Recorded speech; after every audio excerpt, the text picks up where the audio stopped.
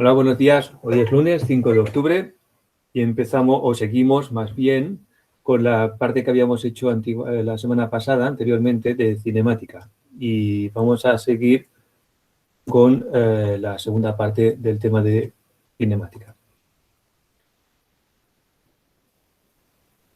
En esta segunda parte vamos a ver algunas definiciones importantes que vamos a utilizar luego durante el curso y que algunas de ellas ya las conocéis, pero algunas puede ser o que bien que no las habéis visto nunca o bien que hace mucho tiempo las habéis visto y puede ser que vaya bien refrescarlas. Una es el concepto de circulación, un concepto muy importante en mecánica de fluidos y que seguramente lo habéis visto en otro contexto, en el contexto posiblemente de electricidad, electrostática y de electricidad y magnetismo. ¿Recordáis que era sobre una cierta superficie que puede ser cerrada o no? El tratar de calcular la velocidad multiplicado por el diferencial de L, por el diferencial de posición, e integrar esa magnitud en toda la integral de la línea. ¿Vale? Es una integral sobre una curva y recordad que es un producto escalar. ¿Vale? Por lo tanto, esto es un número, no es un vector. Producto escalar y lo que da es un número, integramos este número. Y L es un entorno cerrado. Se puede demostrar que no lo vamos a hacer, que si este contorno está cerrado por una línea material, es decir, una línea de fluidos, de partículas de fluidos que son siempre la misma, que vamos siguiendo la trayectoria, por tanto es un contorno de trayectorias de fluido, entonces se puede demostrar que la circulación no varía en el tiempo, ¿vale? Que la variación de la circulación es cero y que la circulación es la misma siempre. Pero eso es una demostración que no vamos a hacer, pero se puede hacer, ¿vale? Aquí tenéis una referencia de un libro donde se encuentra esta demostración, en la referencia 4. Otra también muy importante es el concepto de flujo, que seguramente ya lo conocéis porque también se utiliza en electrostática y en magnetismo, que es algo parecido a lo de antes, solo que hacemos el producto escalar con una superficie. Aquí tenemos un pequeño dibujito, tenemos la velocidad, la superficie, hacemos un producto escalar, sigue siendo un escalar, por lo tanto, ¿vale? Y si tenemos una cierta magnitud F, que es transportada, se dice que es transportada por el fluido, pues entonces estamos transportando y estamos calculando el flujo de esa magnitud F a través de esta superficie. F puede ser un escalar, puede ser un vector o puede ser incluso un tensor, ¿vale? Entonces, si F es un escalar, entonces F por V se le llama el vector flujo de F. Si es un tensor, entonces tenemos si es un vector, tenemos un tensor que es FV, que es lo que se llama el tensor flujo. Incluso F puede ser un tensor y entonces tendríamos aquí un tensor de tercer orden. Pero no, en general los tensores no los vamos a utilizar y como mucho vamos a utilizar vectores, escalares y vectores. Por ejemplo, si la F contamos que es 1, entonces el F es el vector de flujo volumétrico y lo que calculamos es el caudal volumétrico o simplemente caudal. Y si F es la densidad, pues entonces estamos viendo cuánta masa estamos transportando, y por lo tanto tenemos vector flujo de másico y la integral de ρ por V por S es el flujo másico, ¿vale? Este está medido en metros cúbicos por segundo y este está medido en kilos por segundo. Y fijaros que es importante que este flujo másico o este flujo en general puede ser positivo o puede ser negativo. Todo es función de si la V, la velocidad, tiene el mismo sentido o la misma orientación que la superficie o no. La orientación de la superficie es aleatoria, excepto cuando la superficie es cerrada. Si la superficie es cerrada, entonces es positiva hacia afuera. La superficie, el vector superficie marca hacia afuera. De manera que este vector o este flujo escalar, o este flujo de masa o de lo que sea, será positivo si la velocidad es hacia afuera, es decir, de salida, y será negativo si es de entrada, ¿vale? De manera que tenemos una especie de convenio. Al coger el convenio de que la superficie es positiva hacia afuera, automáticamente se nos marca el convenio de que si el vector es hacia afuera, es decir, si el flujo es de salida es positivo y si el flujo es de entrada es negativo. Y luego tenemos otro concepto que ya no sé si lo conocéis tanto, que es el concepto de vorticidad. Lo conocéis porque de hecho es el rotacional. Rotacional de un vector sabéis hacerlo. Por tanto, entonces el rotacional del vector velocidad es lo que en mecánica de fluidos llamamos la vorticidad. En componentes se puede calcular utilizando este tensor, que es tensor de, no me recuerdo ahora de cómo se llama, de Chiba. no me acuerdo del nombre de este tensor, pero es un tensor de tercer orden completamente antisimétrico, que lo que quiere decir es, os lo pongo en la pizarra, si queréis, dejadme que os marco en la pizarra este tensor, cómo se define.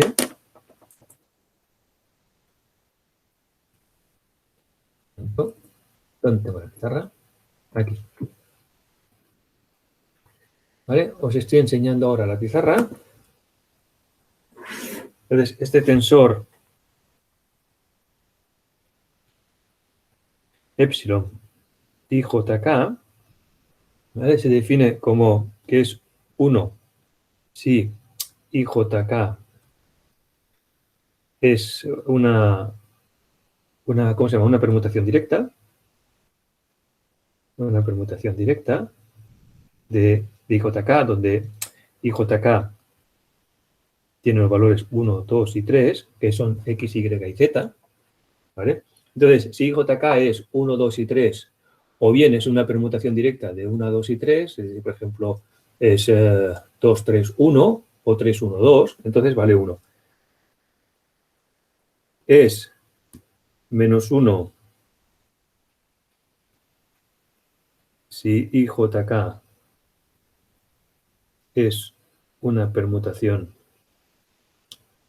inversa, es decir, bueno, en este caso, por ejemplo, y en este caso sería 1, 2, 3, 2, 1, perdón, 2, 3, 1 o 3, 1, 2. Y en este caso, permutación inversa sería 1, 3, 2, 3, 2, 1 o bien 2, 1, 3.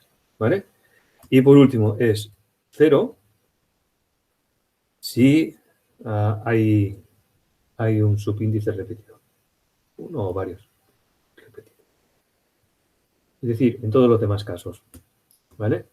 Es, por ejemplo, 1, 1, 2, 1, 3, 3, 2, 2, 1, todos los demás casos es igual a 0. ¿Vale?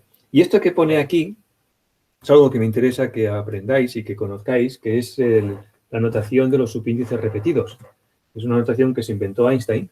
Entonces, cuando nosotros ponemos esto, ponemos omega k es igual a menos epsilon i jk de la derivada parcial de la u sub i respecto de la xj, estamos haciendo esto. Lo que estamos haciendo de forma implícita es que aquí hay dos sumatorios. Hay un sumatorio debido a la i, porque está repetida la i. Hay un sumatorio debido a la j, porque está repetido la j. Entonces, al sumar respecto de i y al sumar respecto de j, lo que me queda es un vector con el subíndice k, que es lo que tenemos aquí. ¿Vale? Entonces, esto, para ponerlo de una forma un poco más simple, esto sería así, sería omega k, en realidad menos el sumatorio desde i es igual a 1 hasta 3, para el sumatorio desde j es igual a 1 hasta 3, de estas derivada parcial. ¿Vale? Ahí multiplicado por la epsilon y jk. De manera que este sumatorio solamente se realiza para cuando la i es diferente de la j. Porque si en algún momento la i es igual a la j, este tensor de aquí, hemos visto que es 0. Por lo tanto, ese término no está. ¿Vale? Esto es la notación matemática. ¿Vale? Y entonces esto es lo que se dice notación de Einstein.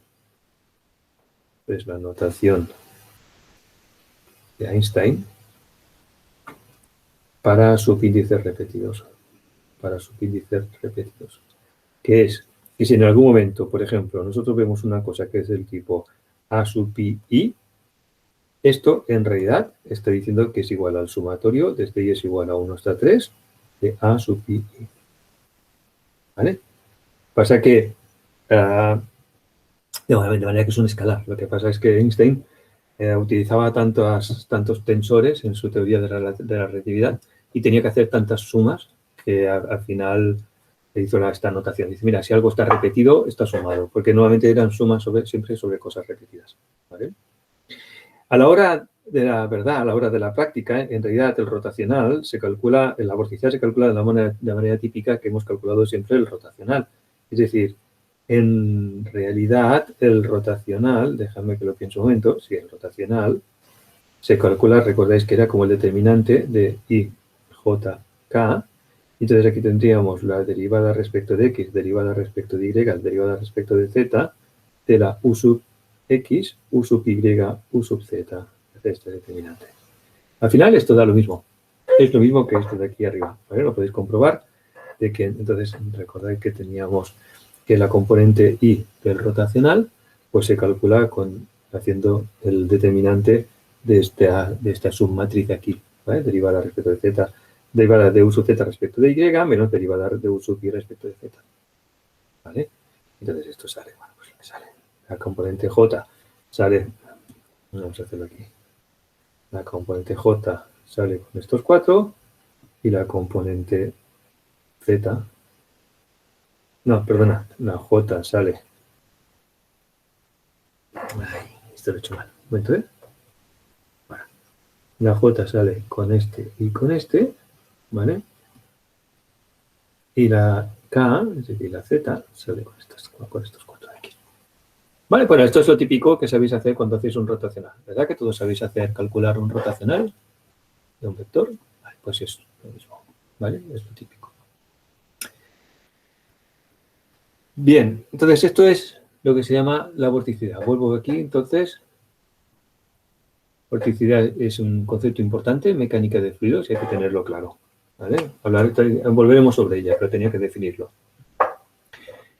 Bien, por definición, la vorticidad cumple que su divergencia es cero. Esto no es física, esto es matemáticas, se cumple siempre. La divergencia de un rotacional siempre es cero.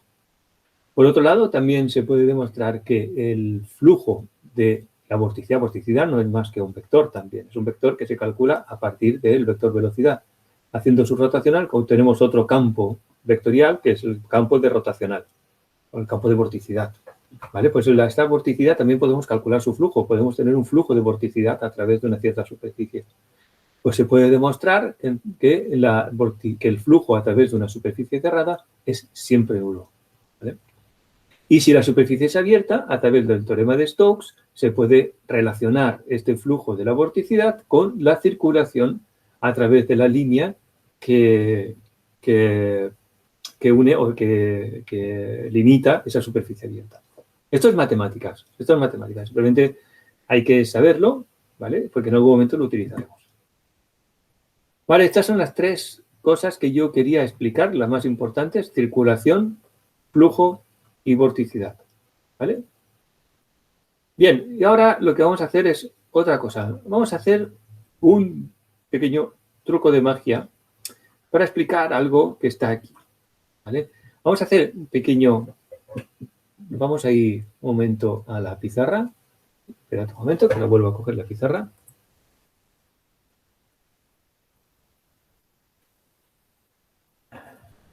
Aquí está la pizarra. Os presento la pizarra. Y ahora quiero un poco de colaboración por vuestro lado. Por vuestra parte. Esperad. He perdido otra vez aquí. Vale, un poco de colaboración ahora por vuestra parte. Nos vamos a construir una matriz de 3×3.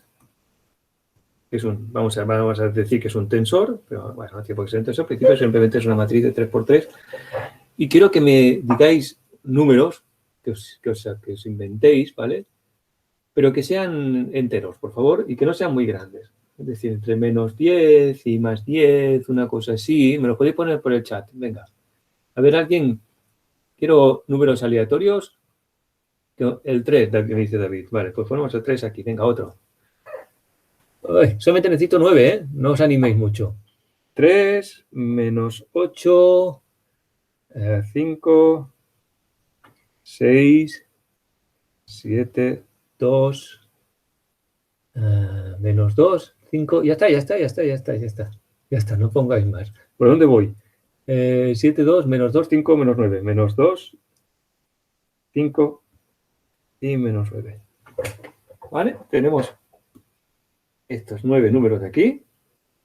Muy bien escogidos, muy chulos. ¿Vale? Y ahora el truco se trata de hacer una cosa bastante sencilla cuando sabes hacerla, luego cada año. lo paso muy bien haciendo esto. Veréis, hago esto. 3, cojo aquí la diagonal. 3, 7, menos 9. Y aquí pongo otra matriz que tengo 0, 0. Ay, perdona. 0, 0, 0. ¿Sí? ¿Lo veis esto? Vale. Y ahora empiezo aquí a escribir. Y aquí voy a poner menos 1, 1 medio, 3 medios, y aquí menos 1, 1 medio, 3 medios. Y aquí voy a poner menos 7, 7 medios, menos 3 medios, 7, menos 7 medios, 3 medios. No, David, no son autovalores, estoy haciendo otra cosa. Vale, fijaros en esta suma, ¿vale? Fijaros que la matriz de la izquierda, esta matriz, es simétrica. Y esta matriz, la de la derecha, es antisimétrica. Y por otro lado, fijaros que la suma de estas dos matrices da la matriz inicial que me habéis dado. 3, bueno, la diagonal es evidente porque es 3 más 0, 7 más 0, menos 9 más 0, por tanto es la diagonal. Pero lo más interesante es esto, que menos 1 menos 7 es menos 8, 1 medio más 7 medios son, ¿me he equivocado? 1 medio, porque 1 medio más 7 medios son 4, no son 5. ¿Dónde me he equivocado? Un momento, ¿eh? Me he equivocado aquí. Esperad. Estos son 3 medios. Estos son 3 medios. Sí, estos son 3 medios. Por lo tanto, estos son 3 medios. Me he equivocado aquí. ¿Vale? No da 3 medios menos 3 medios. ¿Dónde dice? Bueno, ¿por qué lo dices? Da 0. Cierto, porque me he equivocado también. Un momento, ¿eh? Me he equivocado. Ah, es que lo he puesto al revés. Espera un momento. Esto es 7 medios. Esto es 7 medios. Ahora sí. Ahora sí. Vale. Entonces, ahora al principio, si no me he equivocado, tiene que dar menos 1, menos 7, menos 8. 3 medios más 7 medios son 10 medios, que son 5. Y 7 medios menos 3 medios son 4 medios, que son 2. Y menos 1 más 7 son 6. 3 medios menos 7 medios son menos 4 medios, que es menos 2. Y 7 medios más 3 medios son 10 medios, que son 5. ¡Tachán! ¿Qué? ¿Cómo os habéis quedado? Flipante, ¿verdad que sí? Esto es lo que se le llama... ¿Qué quiere decir son diferentes bases, David? No, es la misma base, ¿eh? Es euclidiana. Esto es lo que se le llama matemagia. ¿Vale? En realidad es un truco bastante sencillo y se puede hacer con cualquier matriz. ¿Alguien puede explicar qué he hecho? Magia. No, no es magia. No es magia. ¿Alguien puede explicar lo que he hecho? ¿Alguien lo sabe? Os explico el truco, ¿vale? Para que lo podáis hacer en casa. Suma de vectores. No, no he hecho suma de vectores, pero es algo así. He hecho suma de valores. Para que lo expliquéis en casa, ¿vale? Os explico lo que he hecho. Mirad, lo que he hecho es esto. He cogido este número de aquí. Bueno, la diagonal está fácil, ¿no? La diagonal simplemente he cogido, he puesto 3, 7, menos 9, 3, 7, menos 9, y la otra he puesto 0, 0, 0. Esto es fácil, ¿vale? El otro lo que he hecho es, he cogido menos 8, este número de aquí, y le he sumado 6. Menos 8 más 6 son menos 2. Y ese número lo he dividido por 2. Y me da menos 1. Y he hecho lo mismo con todos, con su reflexión respecto de la diagonal. 5 le he sumado menos 2, que da 3. Partido por 2, 3 medios. Y al 2 le he sumado 5, que es 7. Partido por 2, 7 medios. Como esta matriz sé que es simétrica, los otros tres valores los he repetido. Menos 1, 3 medios, 7 medios. Y para hacerla antisimétrica, he hecho lo mismo, pero en lugar de sumar, he restado. Menos 8 menos 6 son menos 14. Partido por 2, menos 7. 5 menos menos 2 son 7. Partido por 2, 7 medios. Y 2 menos 5 son menos 3. Partido por 2, menos 3 medios. Y como sé que esta matriz es antisimétrica, he compilado otra vez los valores cambiándoles de signo. 7 menos 7 medios y 3 medios. Ya está. Este es el truco. ¿Qué gano? Primero entreteneros un poco, ¿no? No, ahora os voy a explicar lo que gano, ¿vale? Esto es primero un truco de magia que a mí me impresiona mucho, ¿vale? Pero os voy a explicar lo que gano. ¿Qué tiene que ver? La pregunta es, más bien lo que quería decir David, es ¿qué tiene que ver esto con la mecánica de fluidos, ¿no? Esta es la pregunta que en realidad queríais hacer. Mucho, muchísimo. Aunque no lo parezca a primera vista, pero sirve mucho. Veréis, el truco es este, de que cualquier matriz, la que sea, una matriz M, siempre podemos hacer esto. Lo único que tenemos que hacer es coger a esta matriz, sumarle su transpuesta, ¿vale? Y esto hacer la mitad, y luego coger esta misma matriz, sumarle la resta, restarle la transpuesta, y esto también hace la mitad. ¿Vale? Vale. Entonces, esto matemáticamente se demuestra que esta matriz aquí es simétrica. Perdón, esta matriz aquí es simétrica. ¿Vale? Eso lo podemos demostrar esto, porque fijaros, cuando hacemos la transpuesta de esto, esta es su transpuesta y esta, la transpuesta se va y por lo tanto lo que queda es lo mismo. Y se puede demostrar también que esta matriz es antisimétrica. Antisimétrica. ¿Vale? Porque cuando hacemos la transpuesta de esto, queda la transpuesta, y cuando hacemos la transpuesta de esto, pues se va. ¿Vale? Entonces lo que queda es el signo negativo de lo que teníamos antes. Por tanto, al hacer la transpuesta queda antisimétrica. ¿Vale? Y esto lo podemos hacer siempre, es lo que he hecho antes. Es lo que he hecho antes. Entonces, esto lo podemos hacer sobre un tensor, sobre un vector, que es el vector divergencia de la velocidad. Y ahora aquí vamos con la mecánica de fluidos. ¿Qué tiene que ver esto con la mecánica de fluidos? Pues podemos considerar un tensor que es este tensor, la derivada de u sub i respecto de xj. Este tensor. ¿Vale? Este es el tensor que se llama la divergencia de velocidad, que lo habíamos visto al principio del curso. Creo. ¿O no? No lo hemos visto. No, vimos otro. Vimos el tensor de fuerza. Bueno, se pueden relacionar las dos, ¿vale? Este tensor es este, es derivada de u sub x respecto de x, derivada de u sub y respecto de x, derivada de u sub z respecto de x. Derivada de u sub x respecto de y, derivada de u sub y respecto de y, derivada de u sub z respecto de y. Y derivada de u sub x respecto de z, derivada de la u sub y respecto de z, derivada de la u sub z respecto de z. Aquí fijaros que tenemos un tensor en el cual consideramos la variación de la velocidad, que tiene tres componentes, en cualquiera de las tres componentes del espacio. Aquí hay una que me he equivocado, esto es una z, ¿eh? ¿Vale? Tenemos las tres variaciones posibles en las tres direcciones del espacio de las tres componentes de la velocidad. ¿Vale? Esto es lo que se llama tensor divergencia de velocidad, tiene 9 componentes. Pues este tensor de divergencia de velocidad se puede igualmente, como hemos visto antes, pues descomponer, igual que cualquier otro tensor, en una parte que sería simétrica, que vamos a ponerla así, más una parte antisimétrica, que vamos a ponerla así.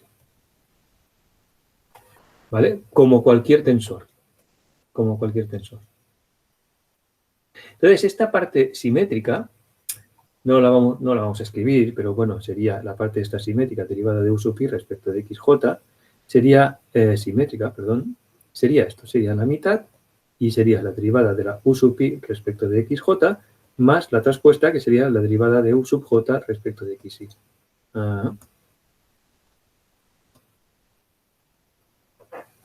¿Vale? Esta es la parte simétrica de este tensor. Y la parte antisimétrica sería esto, sería la mitad de la derivada de la U sub I respecto de XJ menos la derivada de U sub J respecto de X. Esta sería la parte antisimétrica. ¿Vale? Bien, pues una vez sabemos esto, vamos a volver a las transparencias. ¿Vale? Que os explico esto. Movimiento relativo en el entorno a un punto.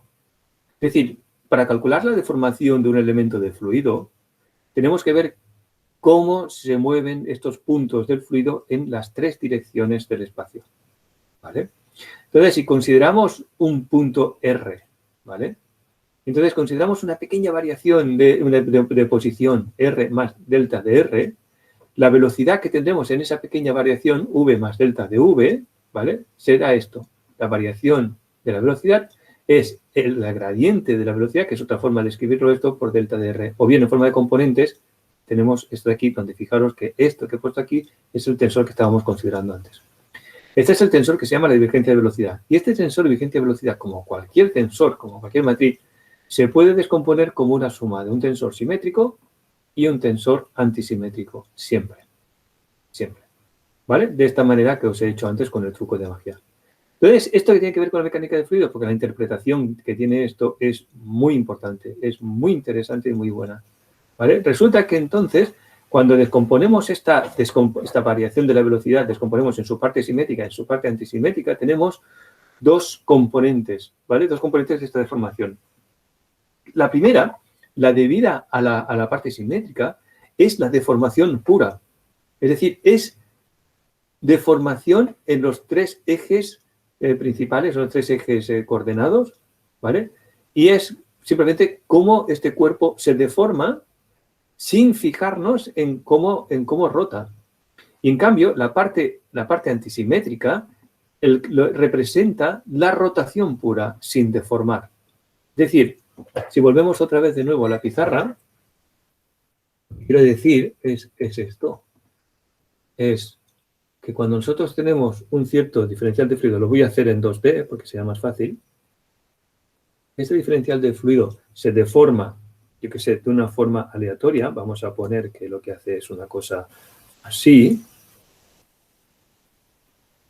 ¿Vale? Esta deformación la podemos descomponer en dos partes. Primero, una rotación, ¿vale? Esto podríamos decir que esto es, por un lado, una cierta rotación, hemos rotado así, y por otro lado, una vez hemos rotado, lo hemos deformado. ¿Vale? Bien, esta es la parte antisimétrica, esta es la parte simétrica, y esta es la parte antisimétrica del tensor de divergencia de velocidad. La parte antisimétrica de este tensor de divergencia de velocidad nos da información sobre cómo ha sido la rotación como un sólido de este elemento de fluido, y la parte simétrica nos da información sobre cómo se ha deformado, ¿vale? La deformación pura. Y fijaros que esta parte simétrica tiene únicamente tres componentes. Bueno, en realidad tiene seis. Tiene seis componentes, ¿vale? Tiene tres en la diagonal y tres en la fuera de la diagonal.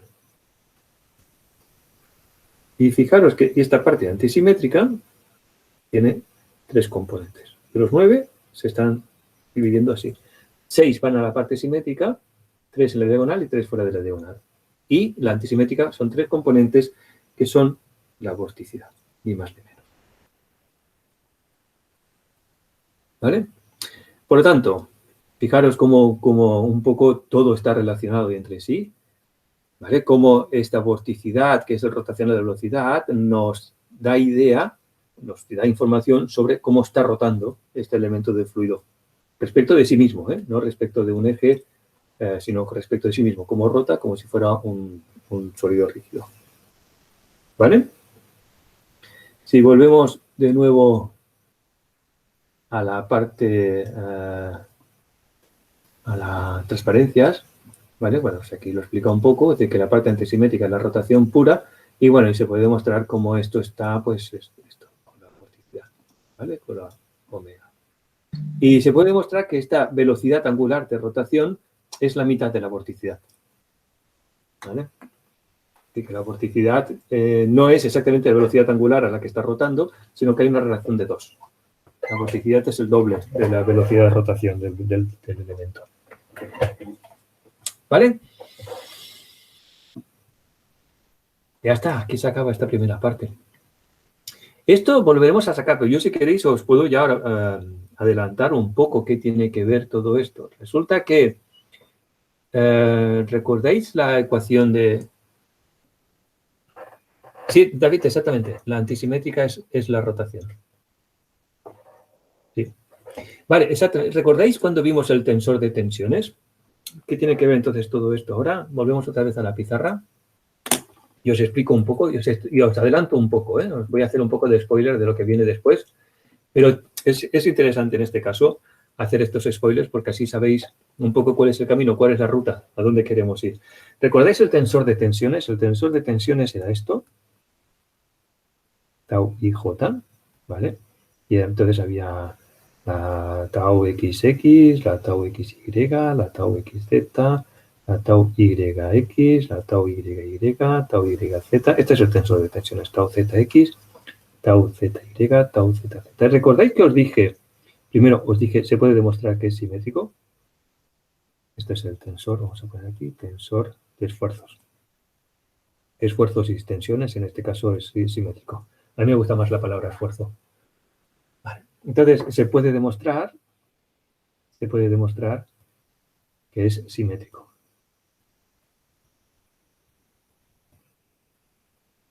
¿Vale? Es decir, que la tau IJ es igual a la tau JI. ¿Vale? Eso por un lado. Por otro lado, ¿recordáis la ley de viscosidad de Newton?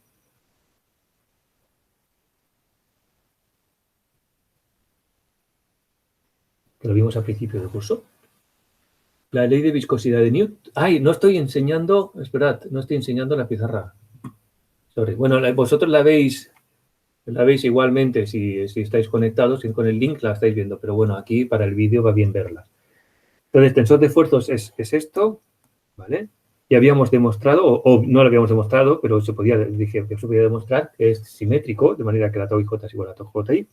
Y por otro lado, la ley de viscosidad de Newton que hicimos al principio de curso, que decía esto, lo habíamos visto en una dimensión solamente, que si teníamos esto y teníamos un fluido que se estaba desplazando aquí, y teníamos aquí un gradiente de velocidades, entonces esto es el eje X y esto es el eje Y, pues habíamos dicho que este tensor de esfuerzos, este esfuerzo que se producía aquí, la tau, estaba relacionada con esta divergencia, con este gradiente de velocidades de esta forma, como mu derivada de la velocidad respecto de Y. Ya hemos visto esto, ¿vale? Vale, pues en realidad, cuando el tensor de esfuerzos, este tau de aquí, no es un escalar, es un tensor, como hemos visto antes. Entonces, este tensor está relacionado con otro tensor, que es el tensor divergencia de velocidad, que es esto de aquí. Entonces, de forma genérica, esto es en una D, esto es en una D, en una dimensión, pues de forma genérica, en 3D, esto se escribe así, que la tau, el tensor, ¿vale? Tau y J, es igual. No es exactamente igual, ya lo veremos más adelante, pero es más o menos igual, es del orden de la viscosidad derivada de la U sub I respecto de la XJ, ¿vale? Pero como este tensor de aquí es simétrico, dado que este tensor tau es simétrico, este tensor de aquí también tiene que ser simétrico y por lo tanto esto es únicamente la parte simétrica del tensor de divergencia de velocidad. Esta es la idea. ¿Por qué cogemos el tensor de divergencia de velocidad y lo descomponemos en una parte simétrica y una parte antisimétrica utilizando la traspuesta? ¿Vale? Por lo tanto, esto de aquí lo podemos poner como que es mu derivada de la U sub I respecto de XJ más la derivada de la U sub J respecto de XY, esto por un medio. ¿Vale? ¿Por qué lo hacemos esto? Bueno, porque el tensor de esfuerzos es simétrico. Y si el tensor de esfuerzos es simétrico, tenemos que relacionar con la parte simétrica del tensor de divergencia de velocidad. Y la parte simétrica, esto también lo que quiere decir es que en realidad lo que me está diciendo es que la rotación pura no produce esfuerzo, porque no hay divergencia de velocidad, no hay deformación. Solamente se produce esfuerzos dentro del fluido cuando el fluido se está deformando. Si está rotando sin deformarse, no hay esfuerzos. ¿Vale? Y por eso la semana pasada, cuando hicimos lo de hidrostática en un campo, cuando el fluido está rotando como un sólido puro, un sólido rígido, no habían esfuerzos allí porque no había divergencia de velocidades, porque no había parte simétrica de este tensor de esfuerzo, solamente había parte antisimétrica, si lo hubiéramos calculado. Por eso puede ser un ejercicio, coger a cualquier velocidad donde el fluido está rotando, sencillamente, como lo que hicimos con el espejo aquel parabólico, ¿vale? Y veríamos eso que es calculado cuando calculamos este tensor de velocidad, da antisimétrico. Da antisimétrico, no tiene parte simétrica. Empezamos con la segunda parte de la clase de hoy, que es, de hecho, ya empezar con el tema 4, que es ecuaciones fundamentales y conceptos básicos, y vamos a aplicarlo a la conservación de la masa, que es la parte más fácil de hacer. Bien, ¿en qué se basa de este tema de ecuaciones diferenciales? Bueno, lo primero es, lo vamos a aplicar a tres leyes fundamentales de la física. La primera es conservación de la masa, que es lo que vamos a hacer hoy. La segunda es la conservación de la cantidad de movimiento. Y la tercera es conservación de la energía. Vamos a aplicar lo que vamos a hacer hoy, estos conceptos fundamentales, que es básicamente el teorema de transporte de Reynolds, que ahora lo veremos, a estas tres leyes para derivar las ecuaciones que luego nos van a servir para poder estudiar el comportamiento de los fluidos, su dinámica. A estas tres leyes normalmente habrá que añadir algunas leyes constitutivas que nos ayuden un poco a estudiarlas, que son modelos, básicamente, estas leyes constitutivas, como por ejemplo el que ya vimos del modelo de la ley de viscosidad de Newton o el modelo de los gases perfectos. Primero, quería señalar de que hay dos formas principales de estudiar las leyes de la dinámica de los fluidos. Hay dos enfoques, ¿vale? Dos enfoques fundamentales. Uno es el enfoque diferencial, que es hacerlo con ecuaciones propiamente diferenciales. Veremos la que vamos a resolver, vamos a derivar o vamos a obtener la ecuación de Navier-Stokes, que son las ecuaciones de la dinámica de los fluidos, y son ecuaciones diferenciales. Pero la mayoría de los problemas también se puede hacer con una formulación, que es la que se llama formulación integral. En ingeniería se usa muchísimo la formulación integral, ¿vale? La formulación integral se trabaja con volúmenes de control más grandes, ¿vale? En estos volúmenes de control, simplemente estas ecuaciones son promediadas y normalmente no hace falta, no es necesario resolverlas. Las soluciones que se encuentran con la formulación integral son más aproximadas que las que se encuentran con formulación diferencial, pero por otro lado son normalmente más fáciles de resolver y son problemas más directos y la solución se encuentra mucho más rápido, aunque de una forma más estimativa que no la ecuación diferencial. La ecuación diferencial, la solución diferencial es más exacta y más precisa, pero también muchas veces mucho más laboriosa, mucho más trabajo y, por otro lado, a veces no es posible hacerla, a no ser que utilices ordenadores y una simulación numérica. Vamos a ver, nos vamos a enfocar ahora con la formulación integral, sobre todo, aunque luego vamos a ver también cómo resolver las cosas con la formulación diferencial. Primero es un par de conceptos importantes. Primero es, ¿qué es un sistema de control? Un sistema de control es, lo que pone aquí, una cantidad definida de materia, ¿vale? Una cierta masa de fluido, en nuestro caso. Tenemos una cierta cantidad de fluido y esta cantidad de fluido nosotros llamamos nuestro sistema, ¿vale? En esta cantidad de fluido, pues su masa es siempre la misma, evidentemente. Puede variar su volumen, puede variar la densidad, pero no la masa. La masa es siempre la misma. Vale, entonces, esto es un concepto muy importante en mecánica de fluidos, ¿vale? En mecánica de sólidos se suele utilizar sistemas de control, ¿vale? Pero nosotros en mecánica de fluidos muchas veces utilizamos otro enfoque, otra forma de verlo, que es lo que se llama el volumen de control. El volumen de control es un trozo del espacio que en principio no tiene por qué tener ninguna relación con ninguna cantidad de materia, ¿vale? Y este volumen de control nos permite estudiar el comportamiento del fluido. Volumen de control puede ser estático o no, y puede deformarse o no, depende. El volumen de control es como a nosotros nos dé la gana, es arbitrario por completo. Veremos que utilizamos volúmenes de control para resolver los problemas de mecánica de fluidos y veremos también cómo este volumen de control en principio no tiene que afectar a la solución del problema. ¿Vale? La resolución del problema tiene que ser independiente del volumen de control que nosotros encontramos. Sí que es cierto que hay volúmenes de control que hace que la resolución sea más fácil que otros. ¿Vale? Esa diferencia que hay entre el sistema de control y el volumen de control está relacionado muy directamente con lo que vimos la semana pasada desde el punto de vista lagrangiano y euleriano. Lagrange es el sistema de control, porque es una cantidad definida de materia y la estamos siguiendo en su vida. Y Euler es un volumen de control porque es una serie, un conjunto de puntos del espacio que pueden ser fijos o no, pueden moverse o no, pero que no tienen nada que ver con la materia, que se mueven o se deforman a nuestro gusto, al gusto del que está estudiando. ¿Vale? Vale, y ahora vamos a ver el teorema de arrastre, o el teorema de transporte de Reynolds, mejor dicho. ¿Vale? Me gusta más que arrastre. Pero bueno, aquí ponemos arrastre, tanto da. Este teorema, que puede parecer un poco complejo, en realidad es bastante sencillo. Dejadme que os lo explique con un ejemplo en la pizarra. ¿Vale? Vamos a la pizarra.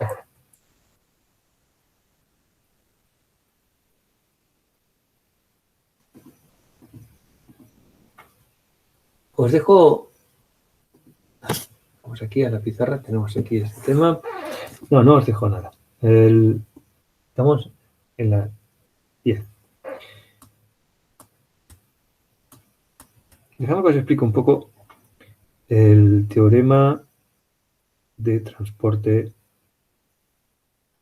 de Reynolds. Normalmente abreviado como TTR. ¿Vale?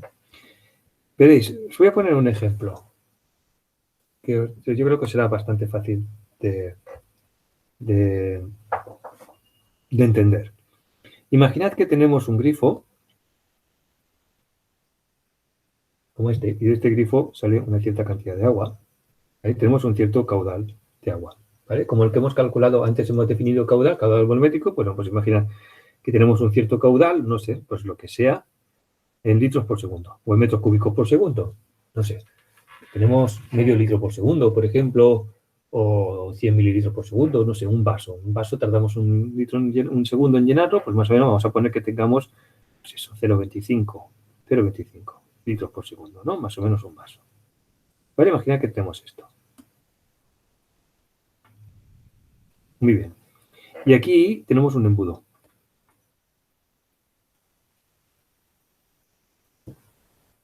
¿Vale? Y entonces de ese embudo tenemos un caudal que es el que está entrando en el embudo, que viene del grifo, y tenemos un caudal que es el que está saliendo por el punto 2. ¿Vale? La pregunta es, ¿el caudal que está entrando por 1 es el mismo caudal que está saliendo por 2? Esa es la pregunta. ¿Qué me decís? ¿Es caudal 1 igual que el caudal 2?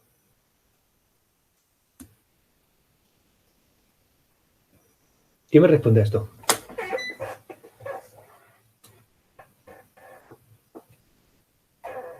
¿Estáis ahí? ¿Sí? ¿Alguien cree que no? Daniel dice que sí. David dice que sí. ¿Hay alguien más aquí en clase aparte de Daniel y David? Adriana también, Zacarías dice que no. Vale, el caudal es el mismo, dice David. Gerard dice que no. Alba también dice que no. Zacarías también dice que no. Vale, Manuel dice que sí. Adriana dice que sí. Bien, tenemos aquí diferentes posiciones.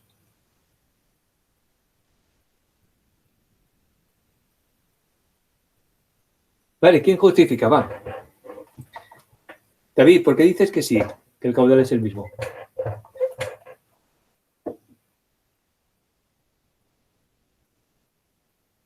Cambia la presión y la velocidad. Aquí la presión no tiene que ver. La velocidad puede ser. ¿Por qué cambia la velocidad?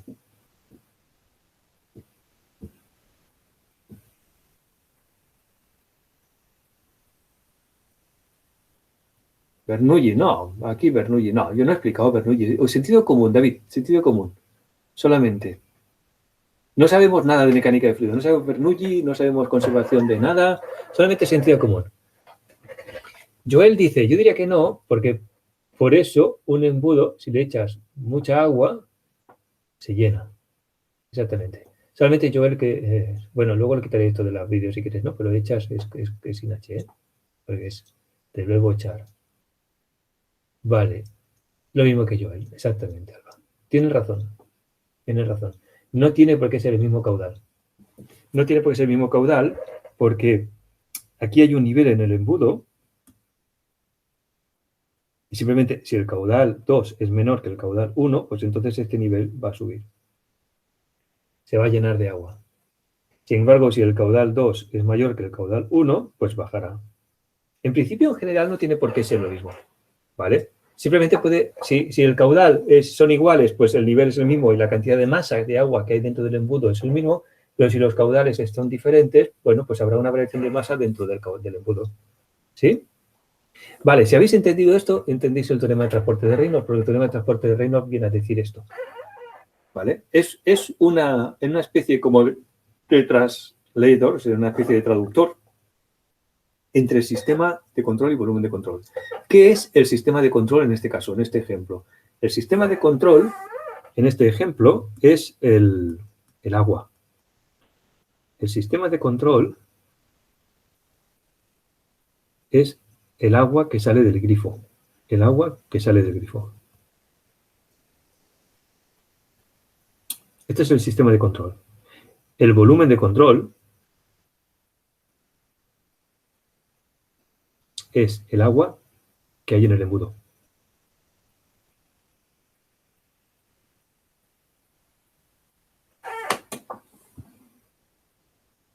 ¿Sí? Son dos cosas diferentes. Son dos cosas diferentes. El agua que sale del grifo tiene su vida propia, sale y se va, y no la controlamos, no la sabemos. ¿Vale? Pero realmente la física es sobre este agua que hay en el embudo. ¿Vale? En cambio, el agua que hay en el grifo sí que es la que nosotros controlamos. Nosotros podemos medir cuánta agua hay en el embudo, no en el grifo. En cambio, el agua que hay en el embudo, nosotros sí que lo controlamos. Sabemos qué cantidad de agua hay en el embudo. ¿Vale? A mí lo que me dice el teorema de transporte de Reynolds es que me relaciona las dos. Ahora lo veremos, ¿vale? Relaciona lo que ocurre en el sistema de control con lo que ocurre en el volumen de control. ¿Vale? Entonces, al final la idea de que hay dentro detrás del teorema de transporte de Reynolds es esto que hemos llegado aquí a la conclusión, de que la conclusión de que si hay una diferencia entre los dos caudales, entonces hay una diferencia, hay un aumento o una disminución de la masa que hay en el volumen de control. Fijaros en el concepto importante de que la masa en el volumen de control puede variar. La masa del sistema de control, la masa de agua, no varía, es siempre la misma. Del grifo salen 0,25 litros por segundo y eso no lo podemos variar. Salen 0,25 litros por segundo. No se crea agua en el camino por magia, ni tampoco desaparece agua en el camino por arte de magia. El agua que sale aquí es el agua que tenemos en el volumen de control, contando la que entra y la que sale. ¿Vale? Pero nosotros conocemos solamente el agua que hay en el volumen de control. Vamos al teorema de transporte de Reynolds y vamos a ver cómo se hace esto de forma matemática. De alguna forma, en realidad, mirad, esto os lo leí vosotros porque no tiene sentido tampoco. Está en el white hecho, ¿vale? Es la demostración del teorema de transporte de Reynolds, pero al final lo que me interesa es esto. Al final lo que me interesa es esto. Esto es lo importante. Esta es la solución final. ¿Vale? Esta ecuación de aquí. Esta ecuación de aquí, ¿qué es lo que dice? Fijaros, es la derivada de la f respecto de t, donde f es una magnitud cualquiera asociada con las partículas de fluido, en nuestro caso, que vamos a hacer hoy, la masa, pongamos por caso, ¿vale? Esto es Lagrange, ¿vale? Esto es el sistema de control. Esto es el sistema de control. Me está diciendo, ¿cuánto varía algo en el sistema de control? Por ejemplo, en el caso de la masa, esta derivada de aquí va a ser 0, porque la masa de un sistema de control no varía, ¿vale? Pero me dice, en general, ¿cuánto varía una magnitud en un sistema de control? Bueno, pues es igual a ¿cuánto varía dentro del volumen de control? ¿Vale? Esto es el embudo, esta integral sobre el volumen de control, esto es el embudo del ejemplo que hemos hecho, ¿vale? Y esto es la derivada respecto del tiempo de la masa del embudo, es decir, ¿se acumula agua o no se acumula agua dentro del embudo? ¿Aumenta esa masa dentro del embudo o disminuye? Y esto es el flujo a través de las superficies de control, es decir, las superficies que envuelve al embudo. En nuestro caso, únicamente la superficie superior y la inferior. ¿Vale? Entonces, lo que me está diciendo es que como la cantidad de masa de agua es la misma, esta suma de estas dos cosas tienen que ser cero. Es lo que me está diciendo. ¿Vale? Aquí fijaros que ponemos una velocidad relativa, porque en nuestro caso del embudo, el embudo tiene un volumen que es fijo, no se está deformando y por lo tanto las superficies de control están fijas. Pero si las superficies de control, por la razón que sea, se mueven, entonces tenemos que considerar el volumen, el flujo a través de esas superficies que se están moviendo. Y por tanto tenemos que considerar la velocidad, no la velocidad absoluta, sino la velocidad en relación a la superficie.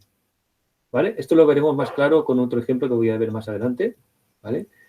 Y esto se puede escribir así, o bien lo podemos escribir de otra forma, que aquí esto tengo que corregirlo, porque aquí dice, si el volumen de control no se deforma ni se desplaza en el tiempo, esta expresión se puede escribir de esta forma. Es mentira. Esta expresión se puede escribir siempre de esta forma, independientemente de que el volumen de control se deforme o se desplace. Es igual. Se puede escribir de esta forma, o bien se puede utilizar una expresión matemática difícil de ver, que se puede coger esta derivada total que hay aquí fuera y ponerla dentro de la integral, aquí, de esta forma, como derivada parcial respecto al tiempo, derivada local, y a esta velocidad relativa simplemente se le convierte en una velocidad absoluta. Ya está. Se puede utilizar esta forma o se puede utilizar esta forma. ¿Vale? Tanto da. Por otro lado, se puede utilizar ahora el teorema de la divergencia para este flujo de aquí, convertirlo en una integral sobre un volumen haciendo su divergencia. Y entonces aquí tenemos una suma de dos integrales sobre un volumen que se puede poner en una sola. Y ahora fijaros un poco cómo se parece a esto. Un poco, tiene un cierto aire a lo que habíamos visto de la derivada lagrangiana, que era una derivada local más una derivada convectiva. ¿Vale? Y eso volveremos más adelante. Ahora lo que quiero hacer es, esto ya está, esto es el teorema de transporte de Reynolds. Lo que me interesa es que os quedéis con esto, sobre todo con la idea, ¿vale? Con la idea de esto, de que es derivada lagrangiana, es la derivada euleriana, esto es lo que ocurre en Euler, lo que ocurre en el embudo, que es Euler, en ese volumen de control, más la convección, que es los flujos que hay a través de las superficies de control, ¿vale? Que una cosa se compensa con la otra. Si este flujo de aquí fuera cero, es decir, en el caso de que el embudo, el caudal que entra es igual que el caudal que sale, recordad que los flujos de entrada eran negativos, los de salida eran positivos, por lo tanto, si el caudal en la entrada es un cierto valor negativo, el caudal en la salida es el mismo valor pero positivo, esto se anula. Y al anulárselo esto, lo que me está diciendo es que si no tengo flujos si no tengo flujo neto a través de la superficie de control, la masa que hay dentro del volumen de control, es decir, la masa dentro del embudo, se va a mantener constante. Porque la física me dice que la masa de un sistema lagrangiano no varía en el tiempo. ¿Sí? ¿Se entiende esto? Vamos a utilizarlo para la masa. Vamos a utilizarlo para aplicarlo a la conservación de la masa. Esta sería la segunda parte.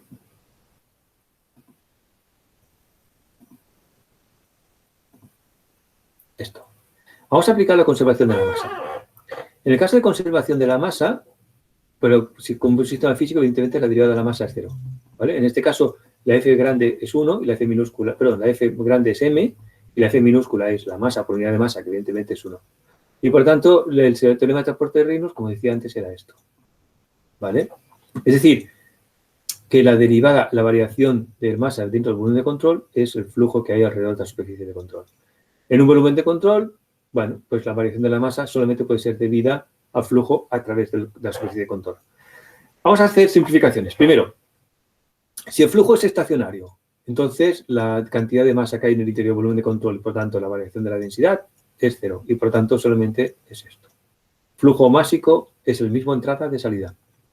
Si el flujo es incompresible, entonces la densidad puede salir fuera del volumen de control, de la superficie de control, ¿vale? Y tenemos simplemente el caudal volumétrico.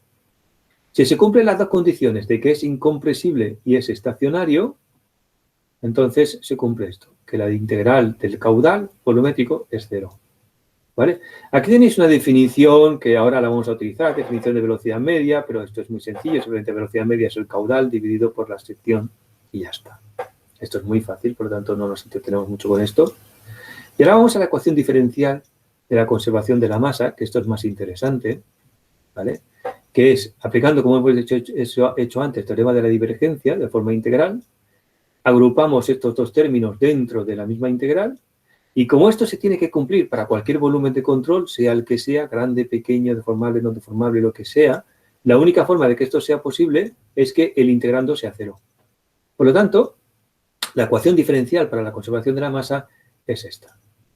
Derivada parcial de la densidad respecto al tiempo en cualquier punto del espacio es igual a la divergencia de este tensor, que es el tensor de flujo másico, ¿vale? Vector de flujo másico, pues la divergencia de este vector. Esto tiene que ser igual a cero. En componentes, bueno, pues esto, derivada respecto de t, y esta divergencia, recordad que era componente el subíndice i que se repite, por tanto es un sumatorio para los tres valores posibles de la i, 1, 2 y 3. Si el flujo es incompresible, entonces esta derivada parcial de aquí respecto al tiempo se anula, la densidad sale fuera de la derivada parcial respecto del espacio y simplemente queda esto, divergencia de la velocidad es igual a cero. Y esto nos lleva a lo que habíamos dicho antes, que fijaros que flujo incompresible y conservación de la masa, que sí tiene que cumplir siempre, tiene un resultado muy sencillo, que es la divergencia del vector velocidad es igual a cero. Y esto nos lleva al ejemplo que estábamos haciendo antes, de cinemática,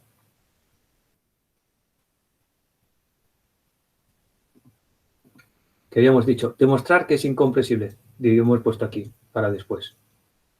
Ahora es el después, ¿vale? ¿Cómo demostramos que esto es incompresible? Vamos aquí, ¿vale? Y tenemos por conservación de la masa, espera un momento, ¿qué escribo? Aquí. Por conservación de la masa, vale, perdón, vamos al 1. Por conservación de la masa, para que sea incompresible,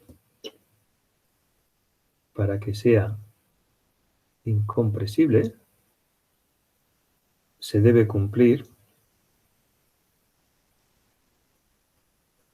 que la divergencia de la velocidad tiene que ser igual a cero. Vamos a calcularlo. Divergencia de la velocidad es la derivada de ux respecto de x más la derivada de la uy respecto de y. Esto es la divergencia de la velocidad, ¿vale? La ux era...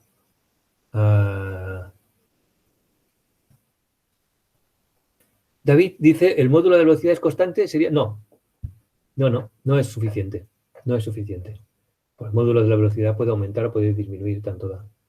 No tiene nada que ver con que sea incompresible. No, para que sea incompresible sí tiene que cumplir esto. La divergencia de la velocidad tiene que ser cero. Vamos a calcularlo. Era la ux, como era, la ux era 2x menos 3y. La derivada respecto de x de 2x menos 3y más la derivada respecto de y de 3x menos 2y, ¿no? De 3x menos 2y. ¿Vale? La derivada respecto de x es 2, de 2x y la derivada respecto de y de 2y del otro, menos 2. 0. Ahí no lo estáis viendo, perdonad. Está aquí. ¿Vale? Por lo tanto, es incompresible.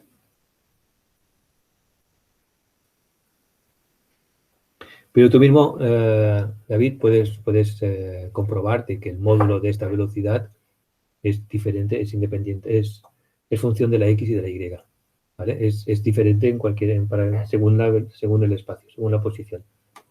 Por lo tanto, varía. ¿Puedo repetir? Claro que sí, Daniel, puedo repetir.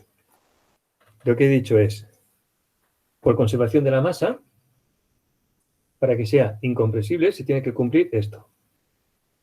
La divergencia de la velocidad es igual a cero. ¿Vale? Esto es la condición de lo que se llama la ecuación de continuidad. Es la condición de continuidad, o sea, de conservación de la masa para flujo incompresible. Si es compresible, no. Si es compresible, la cosa se complica un poquito más. ¿Vale? Pero si es incompresible, solamente hace falta esto. ¿Vale? Entonces, ¿esto qué es? Esto es, desarrollado es esto, es la derivada de Vx respecto de x más la derivada de y respecto de y. Lo único que he hecho es buscar este vector de aquí, o sea, esta componente de aquí, esta expresión de aquí, que es la Vx, esta expresión de aquí, que es la Uy, y derivarlas. La primera derivado respecto de x, la segunda la derivado respecto de y sumo. La primera da 2, la derivada solamente es esto, es este 2 de aquí, y la segunda es menos 2 porque es esto de aquí. Y 2 menos 2 es 0. Por lo tanto, es incompresible. Es incompresible. ¿Vale? Lo que quiere decir es que este campo de velocidades es un campo de velocidades relacionado con un flujo incompresible. ¿Vale? Si calculáramos la densidad de este campo en todos los puntos, nos daría la densidad la misma. En ningún momento no hay ni acumulación de flujo ni tampoco disminución de la cantidad de flujo que hay, de la cantidad de materia que hay. ¿Vale? En el caso de que fuera compresible, entonces podemos calcular la variación de la densidad en cualquier punto del espacio, incluso siendo estacionario, ¿eh? Si es estacionario, entonces la variación de la densidad tiene que ser tal que se cumpla esto. Que la derivada respecto de xy de la densidad por la u sub i sí que tiene que ser 0. ¿Vale? De esta manera sería posible calcular entonces cuál es la distribución de densidad en el flujo. ¿Vale? Bien. Esto nos lleva a otro concepto importante que lo volveremos a ver más adelante, pero que aquí yo quería también introducir, lo que es el concepto de función de corriente. Esta psi. Psi respecto de x y y. La psi respecto de psi función de x y es una función que, fijaros, que de la ecuación de continuidad, que es esta, derivada de vx respecto de x más derivada de y respecto de y, se puede demostrar o se puede ver que si yo defino una psi tal que la vx sea su derivada respecto de y la vy sea la derivada respecto de x cambiada de signo, con un menos, entonces esta ecuación de continuidad se va a cumplir de forma automática. ¿Vale? Porque al sustituir, pues queda derivada de psi respecto de x y menos derivada de psi respecto de y x, que es idénticamente 0. ¿Vale? Por lo tanto, si encontramos una función psi que cumpla esto, esta psi se le llama la función de corriente. ¿Vale? Y las líneas psi igual a una constante son las líneas de corriente. Y fijaros que es exactamente lo que hicimos antes para resolver el problema de antes, de encontrar las líneas de corriente. Lo que hicimos fue buscar la función de corriente, esta psi, que antes la llamábamos f mayúscula, ¿vale? Y esta f mayúscula simplemente tenía valores constantes y eso son líneas de corriente. Y buscamos una constante que cumplía la condición que daba. ¿Vale? Bien. Aquí hay un pequeño ejemplo de interpretación física que de alguna manera pues lo que dice es que si uno calcula cuáles son las psi entre dos líneas de corriente cualquiera, puede calcular entonces el caudal que hay entre esas dos líneas de corriente. Aquí tenéis un poco la demostración, bastante simple, bastante simplista, es sencillo, ¿vale? Y no vamos a ir más. Y aquí tenéis una pequeña actividad para que hagáis un poco de ejercicio. Nos dan un campo de velocidades donde nos dicen cómo es la componente x, que nos dicen que es x al cuadrado menos y cuadrado multiplicado por una cierta constante a. Es un flujo estacionario, ¿eh? No es función del tiempo. Y ahora la pregunta es, ¿cómo tiene que ser forma genérica de la componente y para que este flujo sea incompresible? Buscad esto. Ahora, y calculad cómo es la función de corriente y dibujad estas líneas de corriente. Utilizad MATLAB o Python o GeoGebra, lo que vosotros os queráis, pero dibujad estas líneas de corriente. ¿Vale? Ya está. Es todo. Este tema es lo que hay. Entonces, fijaros, la conservación de la masa es relativamente sencilla, simplemente para flujo incompresible, que es lo que vamos a hacer, excepto al final del curso, es divergencia de la velocidad es igual a 0. ¿Vale? Y ya está. Y luego, simplemente, lo que sí me interesa es que tengáis muy clara esta idea de la función de corriente. Y un último detalle es quería comentaros de que no siempre es posible encontrar una función de corriente. Es decir, si existe una función de corriente, el flujo es incompresible. Pero no siempre que el flujo es incompresible es posible encontrar una función de corriente. ¿Vale? Una función de corriente es una ecuación analítica que no siempre es posible encontrarla. ¿Vale? Solamente quería comentar esto. Para terminar un poco el tema de hoy, el rato que queda, quería comentar un documento que no es mío, pero que lo encuentro una genialidad, que es este documento que tenéis, espera un momento, este documento que tenéis aquí, este. 6 formas, no lo estáis viendo, perdonad, no lo estáis viendo, estoy en Atenea. Ahora, 6 formas de análisis de la conservación de la masa. Este documento es, para mí, fantástico. Es bastante antiguo, lo estáis viendo aquí. Este es del 2001, tiene ya 20 años, casi. Y es de un profesor, Sonin, del MIT, ¿vale? Y es un ejemplo, es un documento que yo lo encuentro excepcional, muy bueno para poder entender la conservación de la masa y cómo calcularlo. No nos va a dar tiempo de verlo del todo, porque ya es un poco, ya son casi las 2, queda muy poco rato, ¿vale? Pero sí que quiero simplemente comentaros y ver un poco de qué va y vosotros os lo miréis con calma en casa, ¿vale? Os lo recomiendo muchísimo que os lo miréis y que lo entendáis.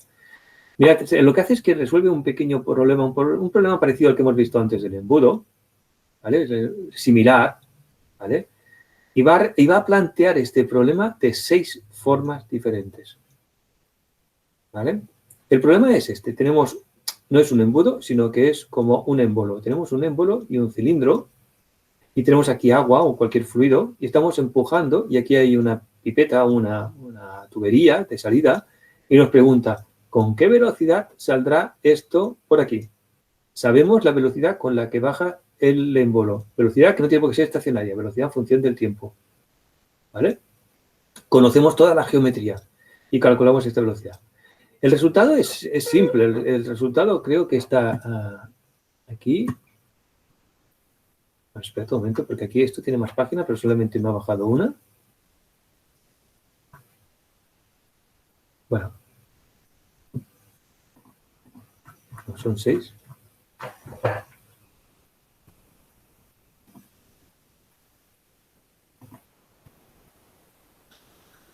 Bueno, hacemos una cosa. Lo bajo y os lo enseño. Ahora.